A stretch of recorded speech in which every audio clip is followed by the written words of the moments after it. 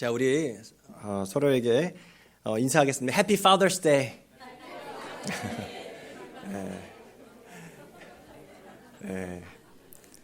Happy Father's Day면 행복한 아버지의 날인데 행복한 아버지의 날을 오늘 보낼 수 있기를 바랍니다. 네.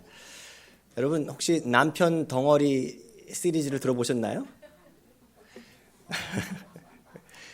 남편 덩어리 시리즈가 있습니다. 집에 두면 근심 덩어리, 밖에 데리고 나가면 짐 덩어리, 혼자 밖에 내보내면 걱정, 원래는 사고 덩어리예요. 마주 앉아 있으면 왼수 덩어리. 또 있어요. 내가 먼저 저 세상에 가면 며느리에게 구박 덩어리. 네.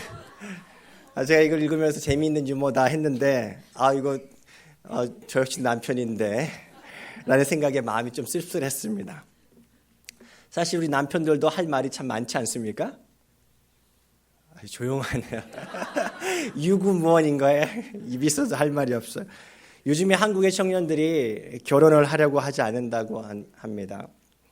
왜 결혼을 안 합니까? 기자가 이렇게 한 청년 남성에게 물었습니다. 그랬더니 이렇게 대답을 하더라고요.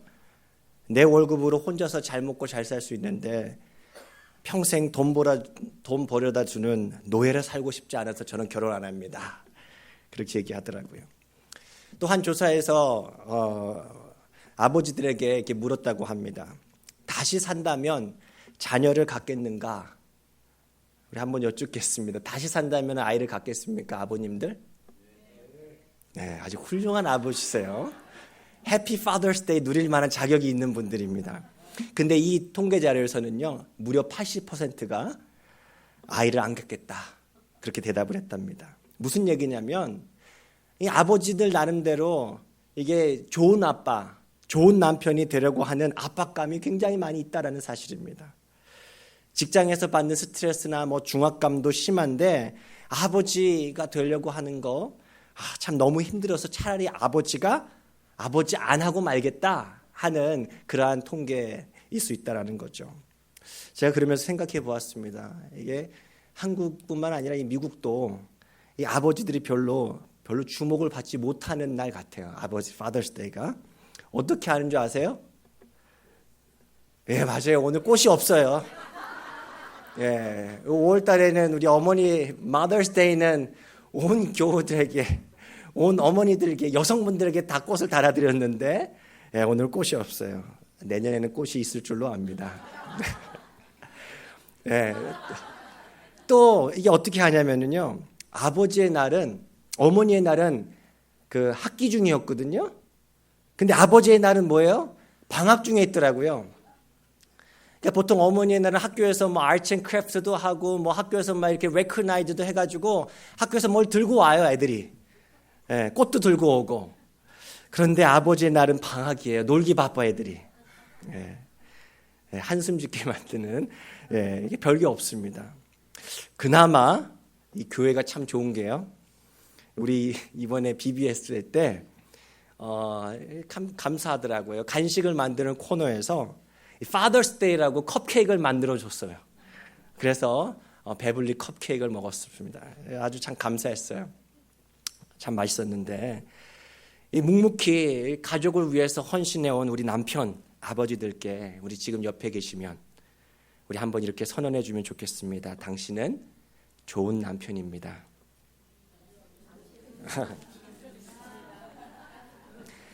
당신은 좋은 아버지입니다. 소리가 너무 작아요, 이게. 소리가 너무 작아. 지금 안 그래 보이는데 어떻게 그렇게 할 수 있느냐? 이렇게 혹시 그런 생각을 갖고 계신 분이 계실지 모르겠어요. 근데 이런 말은요, 믿음으로 선언해 주는 거예요. 마치 우리 거룩한 모습은 우리 안에 하나도 없는데 주님께서 우리 보실 때 어떻게 해요? 너는 이미 거룩한 하나님의 자녀야 라고 선언해 주시잖아요. 그래서 우리가 거룩한 삶을 살아내는 것처럼 마찬가지예요. 우리 남편, 우리 아버지도 마찬가지예요. 예수님의 시선으로 그윽하게 남편과 아버지를 바라보시면서 다시 한번 얘기해 주시면 좋겠어요. 당신은 최고의 아버지입니다. 아유, 너무하세요. Dad, you are simply the best. 예. 그렇게 선포해 줄 수 있는 그 가정 가운데 진짜 최고의 아버지가 될 줄로 믿습니다. 오늘 말씀에서 이 루스드라에 나면서부터 안진뱅이를 이 사도 바울이 기적적으로 고쳤거든요. 근데 하루아침에 이 사도 바울이 죽음의 위기에 몰리게 되었습니다.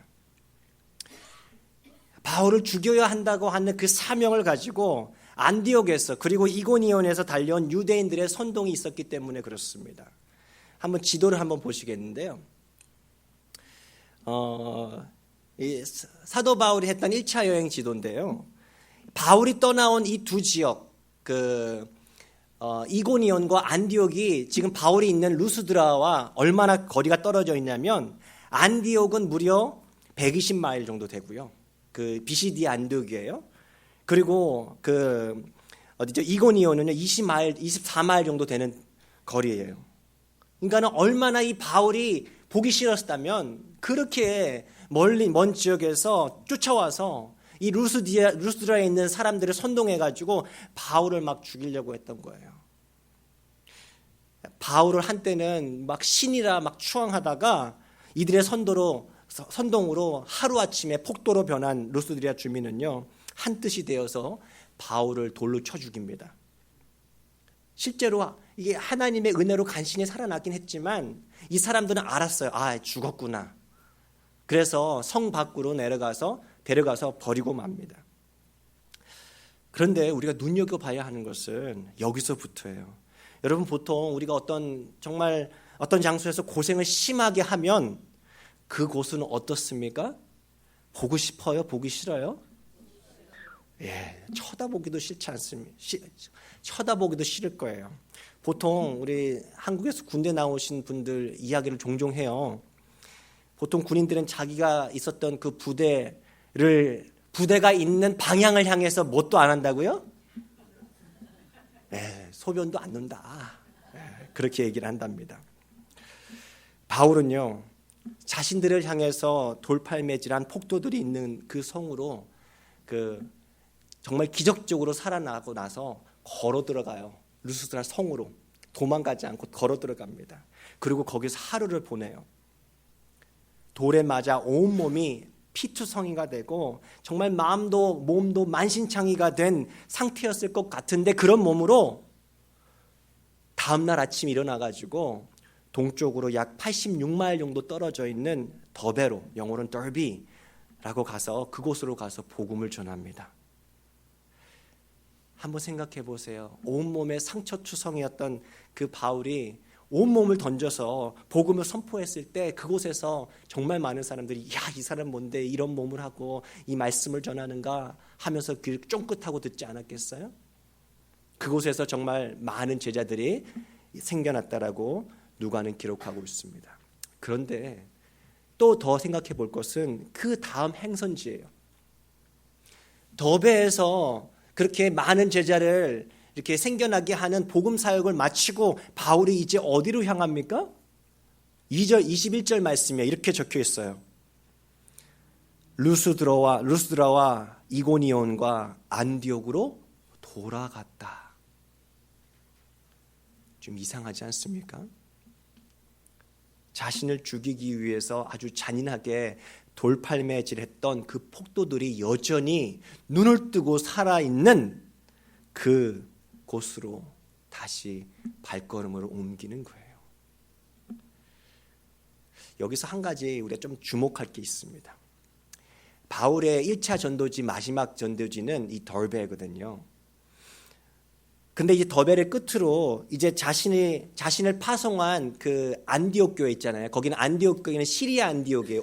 지도 오른쪽 밑으로 보시면은 안디옥이 또 하나 있어요. 거기가 바로 이제 시리아 안디옥인데요. 거기에서 바울과 바나바를 파송했는데요. 이제 그곳으로 가려고 하는데 지도를 보면은 한번 생각해 보세요. 우리가 상식적으로 오른쪽으로 쭉 내려가면은 그게 낫습니까? 아니면 다시 돌아가 가지고 배를 타 갖고 돌아오는 것이 낫습니까? 이게 상식 아닙니까?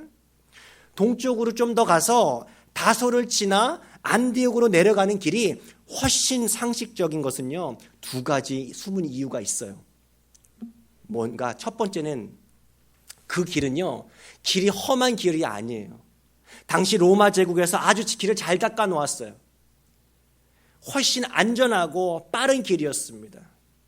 그런데 자기가 왔던 길로 뺑 돌아가자면요, 거리도 훨씬 멀 뿐더러 그 어떤 지역을 다시 돌아가야 돼요? 타루스 산맥, 강도의 위협이 있고 물의 위협이 있는, 생명을 걸고 넘어왔던 해발 2000m 산들이 막 그 질비한 그 타루스 산맥을 다시 넘어가야 되는 거예요. 예전에 한 목사님께서 그곳을 다녀왔답니다. 성지순례로. 한 120마일 정도 되는 거리였는데 무려 3시간 30분이 넘게 차로 이동을 했대요. 근데 그것도 꼬불꼬불한 산길로 다녀가지고 뒤에 앉아있던 사람은 전부 다 멀미가 났다고 합니다. 그런 곳을 다시 돌아가서 또 배 타고 이렇게 와야 된다고 하는 그 길을 선택한 게 바로 바울이었어요. 무엇보다 또 더베에서 이 동쪽으로 타르수스로 가야 되는, 다소로 가야 되는 것이 상식인 이유가 뭘까요? 다소가 어느 마을이에요 원래? 네? 맞아요. 이 더베에서 다소까지는요 120마일 정도면 갑니다. 그러니까는 거기만 좀만 가면은 다소, 바울의 고향이 있던 그 다소예요. 죽을 고비를 넘긴 사람이, 여러분 가장 먼저 생각나는 사람은 누구일까요? 엄마. 그렇지 않겠습니까? 나를 낳아준 엄마. 여기도 아빠는 생각나지 않고 엄마가 생각이 나요. 고향에는 아빠도 있을 거예요. 그렇죠? 네. 제자, 동료들도 좋지만 자기를 낳아준 부모, 가족들이 있는 고향으로 가고 싶지 않겠어요? 그것은 인지상정이었을 것입니다. 그런데 바울은 그 마음을 접고 정반대의 길로 선택합니다. 왜 그랬을까요? 무엇이 자신의 그 자연스러운 인간적인 마음을 넘어서게 만들 수 있었을까요? 그것은요 22절에 나오는데요, 함께 한번 읽어보도록 하겠습니다. 14장 22절 말씀, 화면에 없나? 제가 읽어드리겠습니다. 제자들의 마음을 굳게 하여 이 믿음에 머물러 있으라 권하고, 또 우리가 하나님의 나라에 들어가려면 많은 환난을 겪어야 할 것이라. 이게 뭐죠?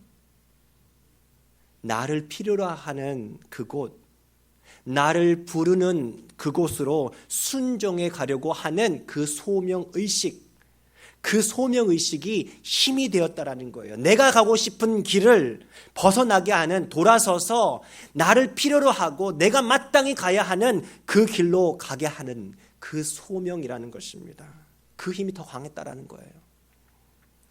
성령의 능력으로 복음을 전하고 정말 기적이 일어나서 믿는 사람들이 계속해서 생겨났는데, 그 사람들은요 바울 선생이 경험했던 그 박해를 보면서 무척 두려웠을 거예요.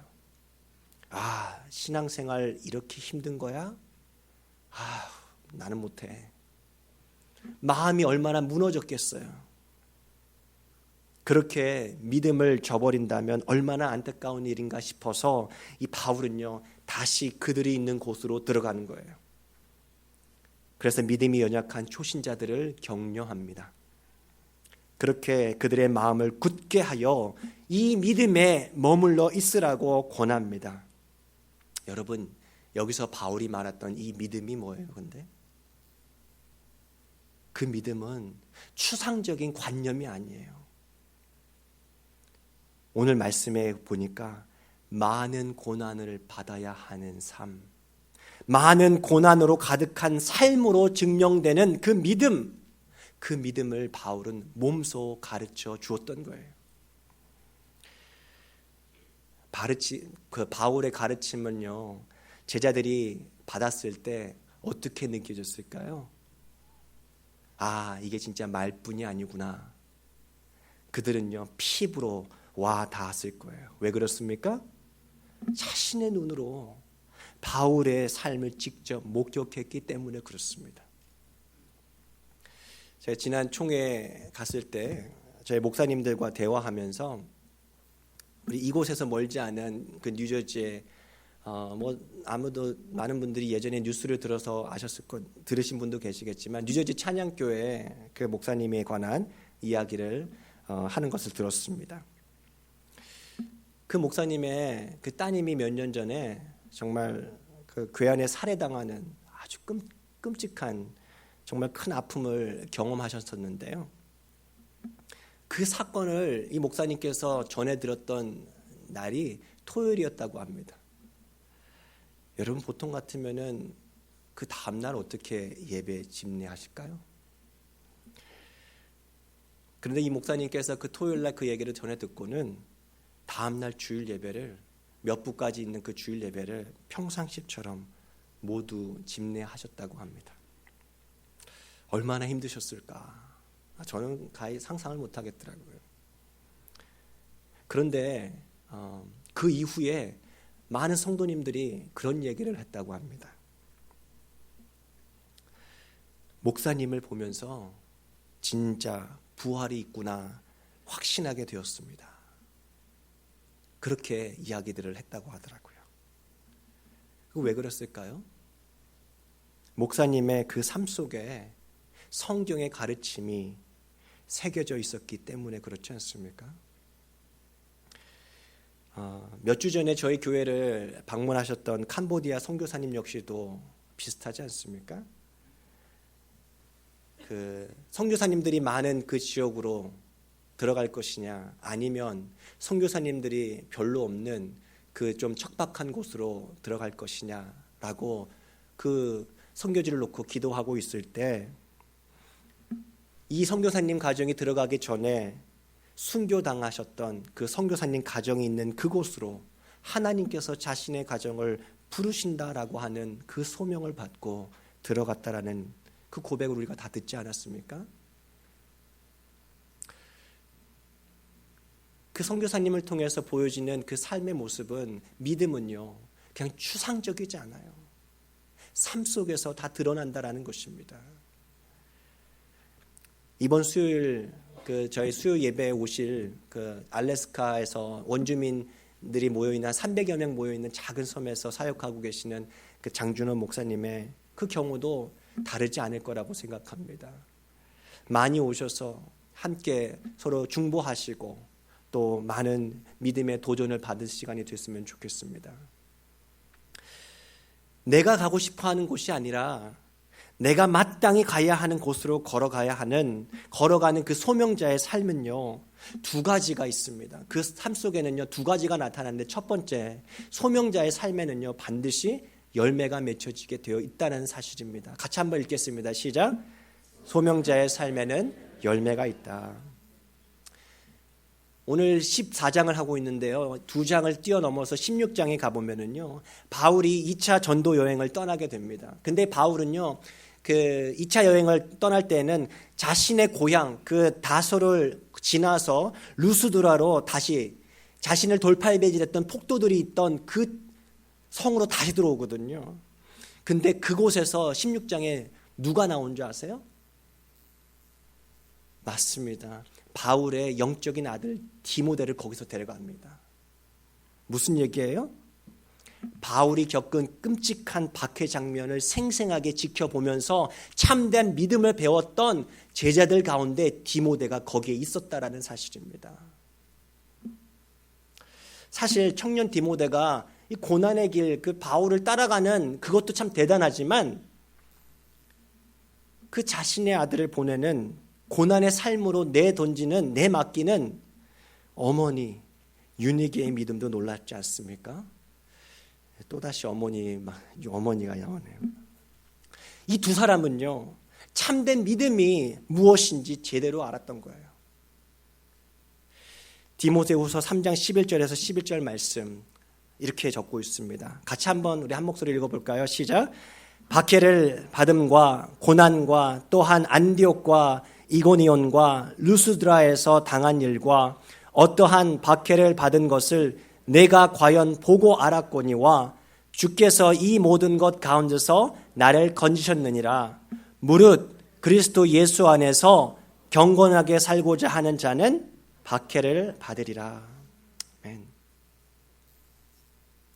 이 말씀을 유니게도 그렇고 또 디모데도 다 알고 있었다라는 거예요. 이번 여름 성경학교에 우리 교우들과 우리 교우 자녀들과 이 지역에 있는 어린아이들이 한 20여 명 참여했다라고 했잖아요. 목사로서 우리 참 보게 되는 것은 3일 동안 이 예배당 가운데 우리 어린아이들의 웃음소리가 막 깔깔대는 그 웃음소리가 막 퍼질 수 있는 것은요, 정말 하나님께서 우리 교회에게 주시는 복이라 생각합니다. 아, 미래가 있구나. 하나님께서 우리 교회를 사용하시는구나. 계획이 있구나 하는 생각이 들어서 참 감사했습니다. 그러면서 또 감사한 것은 뭐냐면요, 우리 아이들에게 하나님의 말씀을 더 가르치려고 정말 바쁜 중에도 휴가를 일부러 내서 쉴 수 있는 시간을 떼어내서 와서 그 아이들과 함께 보냈던 우리 선생님들, 그리고 3일 동안 정말 최고의 점심을 대접해 주신 여성교회 집사님들, 자원봉사자들을 보면서 와, 하나님께서 우리 교회에게 주신 진짜 복이구나 하면서 정말 감사한 시간을 가졌습니다. 여러분, 어떤 일도 마찬가지인데요, 사실 목회자다 보니까 우리 성도님들이 어떻게 봉사를 하시는지 이렇게 그것들이 이제 보고, 자, 목회자로서 이렇게 권면도 하고 이렇게 지도도 하고 또 이렇게 해야 되지 않습니까? 근데요, 우리는 다 알아요. 사실 목회자의 눈이 아니더라도 억지로 하는 일과 자원해서 기뻐서 하는 일은 정말 다르지 않습니까? 편안한 길, 쉬운 길이 아니라 소명의 길로 순종하여 걸어갔던 우리 선생님들, 자원봉사자들의 그 희생과 헌신을 통해서 우리 아이들이 정말 디모데와 같은 믿음의 청년들로 다 자라나게 될 줄로 믿습니다. 그렇게 기도가 나오더라고요. 사실 저는 부끄러운 게 하나 있는데요, BBS 기간에 저는 솔직히 고백하면 부엌 일을 하나도 돕지 않았거든요. 그런데요, 음식은 제일 많이 먹은 것 같아요. 아니, 정말 정성을 다해서 만드신 음식들이라 그런지 정말 맛있었습니다. 그래서 한 2그릇씩 막 먹었던 것 같아요. 제가 왜 이런 얘기를 하는가, 우리 아버지들, 내년에는 저부터 하는 거예요. 시간을 내서 우리 BBS에 더 적극적으로 참여할 수 있기를 바랍니다. 네. 아버지가 아멘 해야 되는데 어머니가 아멘 하면 안 돼. 사실 우리 아버지들은요, 하나도 예외 없이 나는 우리 가정에게 부재 중인 아버지가 되고 싶은 마음을 가진 사람은 아무도 없을 거예요. 무관심하고 냉정한 아버지가 되고 싶어하는 아버지는 아마 이 중에 아무도 없을 거예요. 그렇죠? 그러면 어떻게 해야 할까요? 방법이 있습니다. 그것은요, 아이들과 함께 시간을 보내는 것입니다. 오랫동안 예수 전도단을 이끌어온 그 플로이드 맥클랑 그 목사님은요, 자녀와 함께하는 아버지에 대해서 이렇게 설명해주고 있습니다. 한번 들어보세요. 참 잘생기셨는데 제가 한번 읽어드리겠습니다. 함께 있다는 것은 무엇인가? 함께 있기 위해서는 희생해야 하는 경우가 많다. 아침 일찍 출근했다 피곤한 몸을 이끌고 늦게 귀가했을 때 4살짜리 아이가 흥분해서 조잘거리는 소리를 듣고 싶은 마음은 전혀 없을 것이다. 아마도 가장 하고 싶은 일은 아이를 방으로 보내버리고 발을 올리고 편안한 소파에 파묻혀 버리는 일일 것이다. 그러나 자녀들과 함께 하려고 마음먹은 아버지는 깨닫는다. 자녀에게는 아버지가 신체적으로 뿐 아니라 감정적으로 함께 있어 주는 일이 필요하다는 것을. 그리하여 아버지는 희생한다. 이것은 크나큰 노력이 요구되는 대단한 희생이다. 그는 기운을 차리고 크게 쉼을 내쉬며 하나님께 기력을 회복해 주시기를 짧게 기도한 후에 자녀와 시간을 보내는 것이다. 그러면서 이렇게 적고 있습니다. 내가 아는 한 비법은 없다. 마음껏 휴식을 취하는 동시에 아이들과 함께하는 비법은 없다는 것이다.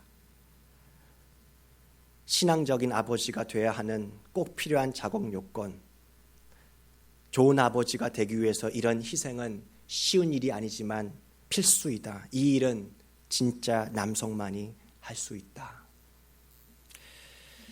내가 가고 싶은 길이 아니라 나를 필요로 하는 길, 내가 꼭 가야 하는 길이 소명이라고 말한다면요, 우리 아버지들에게 분명한 소명 중 하나는 뭘까요? 건강한 믿음의 자녀를 키워내는 것 아닙니까? 그렇게 소명자로 살아갈 때 건강한 자녀들과의 친밀한 관계는 우리에게 열매로 안겨질 것입니다. 여러분, 그런 얘기가 있어요. 나중에 나이 들어서 아이들하고 함께 놀려면 어렸을 때부터 잘 놀아줘야 한다. 네. 제가 늘 그걸 기억하고 아이들하고 놀아주려고 하는데 쉽지는 않더라고요.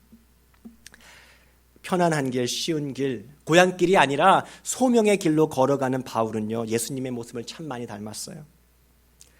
제자들 모두가 반대했던 그 십자가와 고난과 죽음이 기다리고 있는 예루살렘을 향해서 예수님께서는요, 굳게 결심하시고 가시지 않습니까? 여러분, 그래서 소명자의 삶에는요, 그 다음에 뭐가 있는가?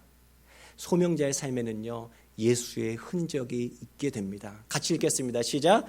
소명자의 삶에는 예수의 흔적이 있습니다.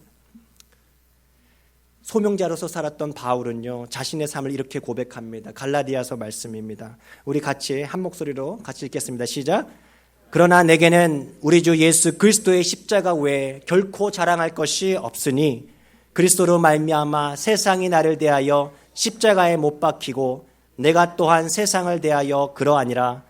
이후로는 누구든지 나를 괴롭게 하지 말라. 내가 내 몸에 예수의 흔적을 지니고 있노라. 아멘.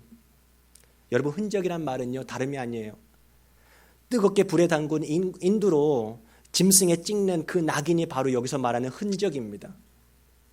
예수의 흔적이라는 말은요, 예수의 이름 때문에 내 몸에 새겨진 그 박해와 희생과 고난의 상처 자국을 의미해요.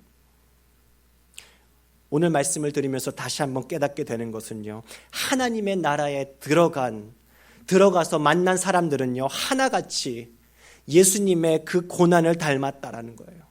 예수님의 고난을 닮은 이러한 예수의 흔적을 다들 가지고 있다라고 하는 사실입니다.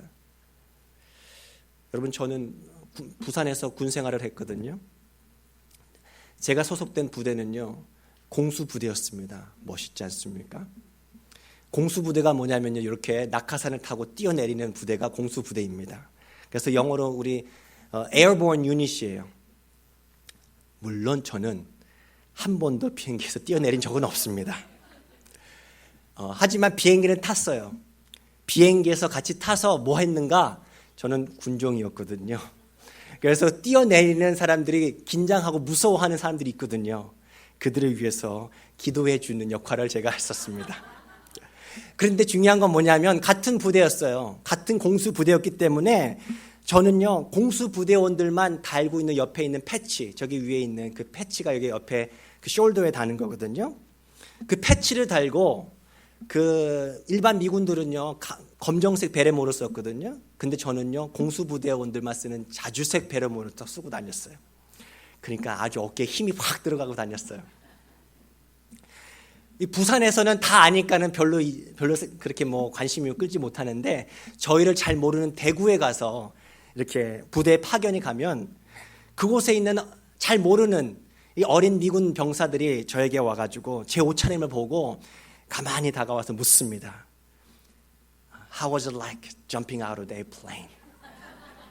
비행기에서 뛰어내린 거 어땠어? 이렇게 물어봅니다. 네, 그럼 제가 뭐라고 대답할까요? 비행기는 타봤지만 나는 안 뛰었어. 이렇게 해가지고 멋쩍게 이렇게 얘기를 하곤 했습니다. 무슨 얘기를 하는 거냐면요, 저는 종종 이런 상상을 종종 하곤 합니다. 우리가 이 세상에 삶을 다 마친 후에 천국에 들어가서 무슨 얘기들을 도대체 할까? 분명한 것은 뭐냐면 제 군 복장처럼 무늬만 신앙인들은 없을 거라는 사실입니다. 또 생각해 보면은요, 그곳에서 무슨 얘기를 할까? 이 땅에서 내가 이런 일 했어, 저런 일 했어, 막 그렇게 하면서 자신의 이룬 업적을 자랑하는 대화는 별로 없을 것 같아요. 왜 그런가? 그곳에 들어왔던 사람들은 다 은혜로 왔던 사람들이기 때문에 그래요. 자, 그럼 무슨 얘기를 했는가? 서로의 몸에 새겨져 있는 예수의 이름으로 인해 받은 그 상처들을 보면서 어떻게 그렇게 어려운 시간을 이겨냈는지 서로 묻고 간증하면서 눈물로 그렇게 밤을 지새우지 않을까 하는 생각을 하곤 합니다. 여러분, 우리 소명자로 살아갈 수 있기를 바랍니다. 우리가 속한 세상 속에 예수의 길로 묵묵히 걸어가십시다. 내가 가고 싶은 길로만 가기보다 내가 꼭 가야 하는 길, 나를 부르는 그 길로 걸어가는 이 소명의식을 갖고 살아가는 참 믿음의 사람들이 다 될 수 있기를 바랍니다.